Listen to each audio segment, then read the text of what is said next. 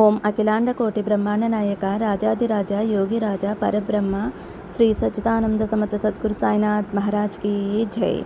ఓం సాయిరామ్. మన బాబా కుటుంబ సభ్యులందరికీ నమస్తే అండి. బాబాగారి ఆశీస్సులతో మీరు ఎప్పుడూ సంతోషంగా ఆనందంగా ఉండాలని మనస్ఫూర్తిగా ఆ బాబాగారిని కోరుకుంటున్నాను. ఫ్రెండ్స్, చిన్న రిక్వెస్ట్ అండి. బాబాగారు అంటే ఇష్టమున్న ప్రతి ఒక్కరూ కూడా బాబాగారి కోసం ఒక చిన్న లైక్ ఇవ్వండి. అలాగే చాలామంది అడుగుతున్నారు కదండి, అక్క సమస్యలతోటి చాలా ఇబ్బంది పడుతున్నాము, మీకు తెలిసిన గురువుగారు ఉంటే చెప్పండి అని అడుగుతున్నారు కదండి. మాకు తెలిసిన గురువుగారు ఉన్నారు. ఈ గురువుగారు అంజనం వేసి ఏ సమస్యకైనా సరే 24 గంటల్లో పరిష్కారం అందిస్తారండి. శ్రీ షిరిడి సాయిబాబా ఆశీస్సులతోటి గురూజీ సుబ్రహ్మణ్యం రాజు గారు జ్యోతిష్యం చెప్తారు. మీ సమస్య ఏదైనా కావచ్చు. భార్యాభర్తల మధ్య సమస్యలు, ప్రేమ సమస్యలు, సంతాన సమస్యలు, విద్య, ఉద్యోగం, వ్యాపారం, స్త్రీ పురుష వశీకరణ 100% చేయబడును. మీరు ఒక్కసారి నమ్మకంతో గురువుగారికి కాల్ చేయండి. ఫోన్ నెంబర్ వచ్చేసి 9908224144. మీ సమస్య ఏదైనా సరే వెంటనే గురువుగారు అయితే పరిష్కరిస్తారండి. ఈ గురువుగారి దగ్గర చూపించుకున్న వారందరికీ కూడా వారి సమస్యలు అనేవి తీరి ఇప్పుడు చాలా సంతోషంగా ఉంటున్నారు. బాబాగారే మీ సమస్యలు తీరడానికి ఒక మంచి మార్గం చూపించారు అనే నమ్మకంతో గురువుగారికి ఒక్కసారి కాల్ చేయండి ఫ్రెండ్స్. మీ సమస్యను పరిష్కరించుకుని ఆనందంగా సంతోషంగా ఉండండి. ఇంక ఈరోజు వీడియోలోకి అయితే వెళ్ళిపోదాము. మన బాబాగారి సందేశం అండి. మన బాబాగారు ఏమంటున్నారంటే, బిడ్డ, చూసిన వెంటనే నన్ను కానీ ఏడుకొండల స్వామిని కానీ తాకు తల్లి. ఈరోజు నీకు తీయటి శుభవార్త చెబుతానమ్మా.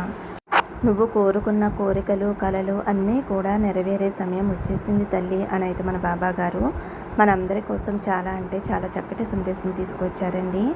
మరి మన బాబాగారు ఇలా ఎందుకు చెప్తున్నారో బాబాగారి మాటలను తెలుసుకుందాము.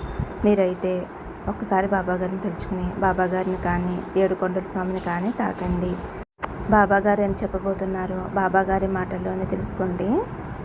ముందుగా బాబాగారిని తాకిన వారి గురించి అయితే మన బాబాగారు ఇలా చెప్తున్నారండి. బిడ్డ, ఎంతో భక్తితోటి నన్ను తాకావు కదమ్మా. అయితే నీ సాయి తండ్రి నీ కోసం తీసుకువచ్చిన శుభవార్తను వెంటనే వినమ్మా. నువ్వు నా మీద నమ్మకంతో ఎంతో భక్తి శ్రద్ధలతోటి ఉన్నావు. అలాంటి నిన్ను చూస్తూ ఉంటే నాకు ఎంతో ఆనందంగా ఉంది తల్లి. ఇప్పటి వరకు నీ జీవితంలో ఎన్నో కష్టాలు, సమస్యలు అనుభవించాను అని బాధపడుతున్నావు కదమ్మా. ఇక నీకు బాధ అనేది అనవసరం. ఇక అతి త్వరలో నువ్వు ఎప్పుడూ చూడని అదృష్టాన్ని, సంతోషాన్ని చూడబోతున్నావమ్మా. బాబా మీరెప్పుడూ కూడా ఇలాగే చెబుతున్నారు అని నీ మనసులో అనుకుంటున్నావు కదమ్మా. అలా అనుకోకు తల్లి. ఒక్కసారి నన్ను నమ్ము. జరిగిపోయిన కాలాన్ని ఒక్కసారి వెనక్కి తిరిగి చూడు. నువ్వు ఎన్ని కష్టాలను ఎదుర్కొన్నావో, ఆ కష్టాలు నీకు ఏం నేర్పిందో ఒక్కసారి ఆలోచించమ్మా. నీ కుటుంబంతో గడిపిన కష్టాలు, నిద్రరాని రాత్రుళ్ళు, అవన్నీ కూడా ఒక్కసారి ఆలోచించమ్మా. ఒక్క విషయం చెప్పనా తల్లి, నువ్వు ఎంతో నమ్మిన నీ స్నేహితులే నీతో లేరు, వారు నీతో లేరు అని నువ్వు బాధపడవద్దు. ఎవరు ఉన్నా లేకున్నా నేను నీతోనే ఉంటానమ్మా. నీకు ఆపద సమయంలో ఏదో ఒక రూపంలో వచ్చి నీకు సహాయం చేస్తాను తల్లి. నీ కష్టాలను, నీ సమస్యలను అన్నిటినీ కూడా నేను మోస్తానమ్మా. ఇదేమీ నీకు ఊరికనే చేయటం లేదు తల్లి. నువ్వు నా మీద చూపించే ప్రేమ, భక్తి, నమ్మకం వల్లే నీ కష్టాలను నేను మోస్తున్నాను. నువ్వు ఆనందంగా ఉంటే నేను కూడా ఆనందంగా ఉంటాను. నీ కష్ట సమయంలో నీ భుజం తట్టి నీ కష్టాన్ని నేను మోస్తున్నాను తల్లి. ఎవరైతే నిన్ను అవమానించారో వారి ముందే నిన్ను ఉన్నత స్థాయిలో నిలబెడతాను తల్లి. నువ్వు అప్పుల్లో కూరుకుపోయినప్పుడు, కష్టాలతోటి సతమతమవుతున్నప్పుడు నీకు ధైర్యాన్ని ఇచ్చి నీకు మంచి మార్గం చూపించిన నీ తండ్రినమ్మా నేను. నీ కోసం ఇల్లు ఏర్పరిచి నీకు అన్నీ అనుకూలంగా ఉండేలా చేశాను. నువ్వు నా మనసుకు నచ్చిన ముద్దు బిడ్డవి తల్లి. నీ చుట్టూ ఉన్నవారంతా వారి వారి సంపదను చూసుకుని మురిసిన నువ్వు మాత్రం నా అడుగుజాడల్లోనే నడుస్తున్నావు తల్లి. ఎవరెవరు ఎన్నెన్ని మాటలు అన్నా సరే నా జీవితాన్ని నా సాయి తండ్రి బాగు చేస్తారు అని ఎదురు చూశావు. అందరూ కూడా నా ఆలయంలో ఉండటానికి, నన్ను దర్శించటానికి స్థలం వెతికారు. కానీ నువ్వు మాత్రం నన్ను మనసులో నిలుపుకుని నన్ను దర్శించావు తల్లి. అందరూ వారి వారి దిగులు పోవాలి అని కోరారు. కానీ నువ్వు మాత్రం చాలా ప్రశాంతంగా నా మీద నమ్మకంగా ఉన్నావు.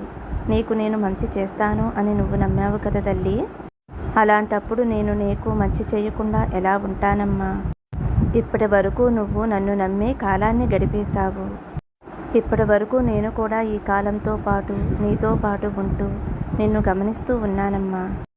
ఇప్పుడు నీ మనసు కుదుటపడింది కదా, నీకు కావలసింది నీ ముందు ఉంచుతాను. నువ్వు కోరింది ఆనందంగా స్వీకరించు. ఏది జరిగితే నువ్వు ఆనందంగా ఉంటావో అది నీ జీవితంలో తప్పకుండా జరిగే తీరుతుంది. నీ జీవితంలో జరిగే కొన్ని క్షణాలు మాత్రం జాగ్రత్తగా ఉండు బిడ్డా.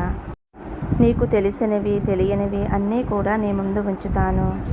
వాటిలో మంచి చెడులు తెలుసుకుని నడుచుకునే బాధ్యత నీదే తల్లి. కాబట్టి జాగ్రత్తగా ఉండమ్మా. నువ్వు కోరుకున్నవన్నీ కూడా నీ ముందే ఉంటాయి.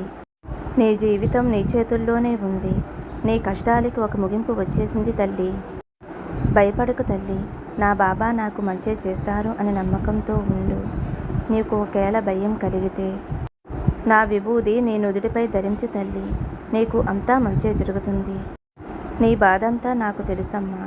అన్నిటికీ కూడా నేను ఒక ముగింపు ఇస్తాను తల్లి. అప్పటి వరకు నమ్మకంతో ధైర్యంగా ఉండమ్మా.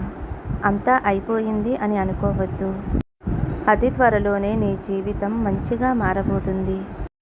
అన్నిటినీ కూడా నేను చక్కబెడతాను కదా, కాబట్టి నా మీద నమ్మకంతో నీ పనులు నువ్వు చేసుకో అమ్మా. మిగతాదంతా నేను చూసుకుంటాను. ధైర్యంగా ఉండు. చెప్పాను కదా తల్లి. అప్పుడే అంతా అయిపోలేదు. ఇప్పుడే నీ జీవితం మొదలయ్యింది. ఆనందంగా ఉండు తల్లి. అంతా నేను చూసుకుంటాను అని అయితే మన బాబాగారు అంటున్నారండి. దిగులుతో బాధపడే వారికి బాబాగారు అయితే ఇలా చెప్పారండి. ఏ సమయానికి ఏది ఇవ్వాలో తప్పకుండా మన బాబాగారు అయితే ఇస్తారండి. కాబట్టి ధైర్యంగా ఉండండి అని అయితే మన బాబాగారిని తాకిన వారి గురించి ఈ విధంగా చెప్పారండి. ఇప్పుడు ఏడుకొండల స్వామిని తాకిన వారి గురించి అయితే మన బాబాగారు ఇలా చెప్తున్నారు. తల్లి, ఎప్పుడెప్పుడా నీ ఎదురు చూసే నీ కోరిక నీ ఇంటి తలుపు తట్టే సమయం ఆసన్నమైంది తల్లి. నేను చెప్పేది నా మీద నమ్మకంతో శ్రద్ధగా విను తల్లి. నువ్వు ఎంతగానో ఎదురు చూస్తున్న వార్త దాగి ఉంది. అందుకు ఎంతో సమయం లేదు. నీ కష్టాలన్నీ కూడా చెదిరిపోతాయి.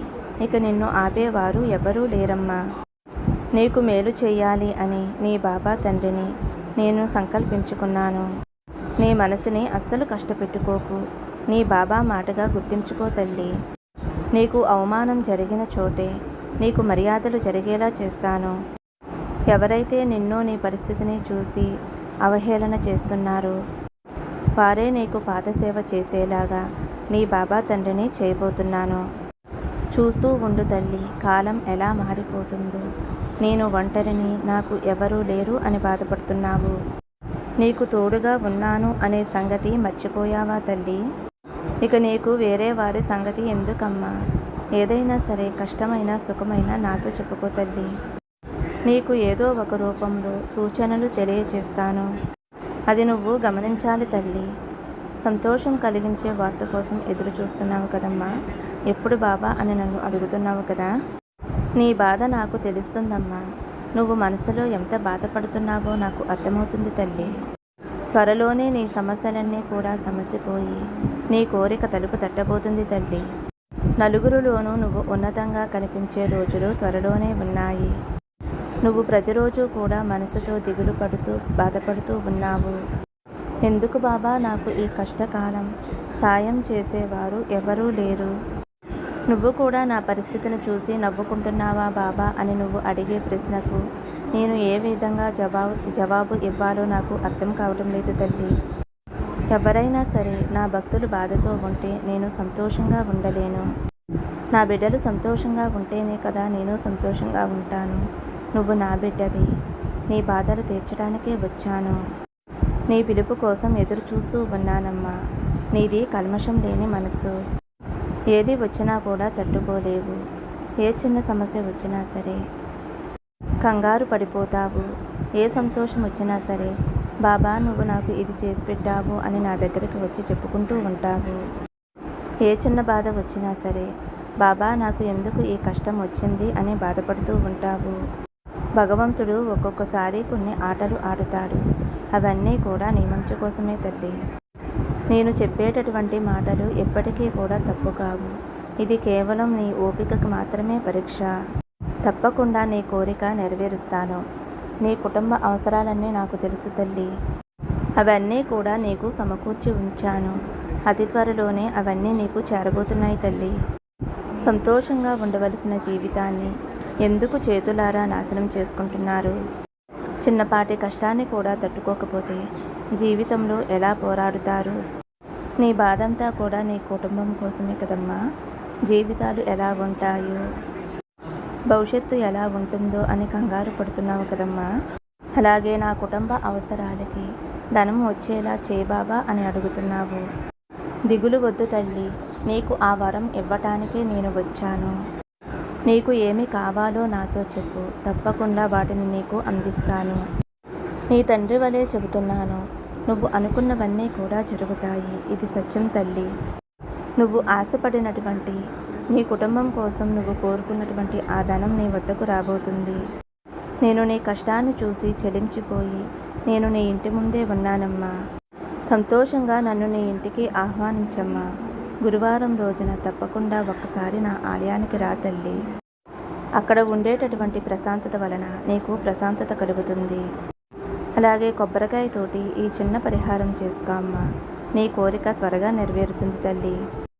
అది ఏమిటి బాబా అని అనుకుంటున్నావు కదా తల్లి, చాలా చిన్న ఉపాయం అమ్మా. గురువారం వస్తుంది కదమ్మా, అప్పుడు నా ఆలయానికి వచ్చి ఒక ఎండు కొబ్బరికాయ తీసుకుని దుని చుట్టూ 11 ప్రదక్షిణలు చేసి ఆ కొబ్బరికాయని దునిలో వేసే తల్లి. నువ్వు ఏదైతే కోరిక కోరుకుంటున్నావో ఆ కోరిక తీరిపోతుంది.